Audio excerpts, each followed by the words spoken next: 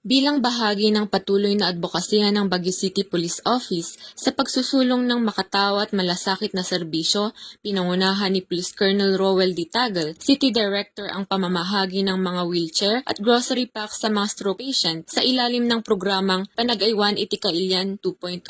Kabilang sa mga nabigyan ng tulong ang isang 68 anyos na dating barangay captain ng Santo Rosario, isang 60 anyos na dating barker at construction worker at isang 43 anyos na stroke patient. Dahil sa kanilang kondisyon, nahihirapan silang makakilos at maisagawa ang kanilang pang-araw-araw na gawain. Layunin ng aktibidad na mapagaan ang kalagayan ng mga benepisyaryo sa pamamagitan ng pagbibigay ng mobility assistance at pangunahing pangangailangan kasabay ng pagpapakita ng malasakit at suporta ng kapulisan sa mga miyembro ng komunidad na nangangailangan. Isinagawa ang aktibidad sa Padre Dumulhol, katuwang ang iba't ibang partner organizations tulad ng CNT Builders, GMLA Trading, Mapitagan South Elite Eagles Club, Incorporate Office Solutions, Evil Industries Supplies, Jimny Girls Group, Foodline Trading, Gat Bonton Dental Clinic at Lucky Juans. Sa pamamagitan ng programang Panagaywan Iti Kailian 2.0, muling pinagtibay ng BCPO ang kanilang pangako sa serbisyong may malasakit at pagkalinga sa mamamayan, alinsunod sa layunin ng Philippine National Police na mailapit ang serbisyong publiko sa puso ng komunidad.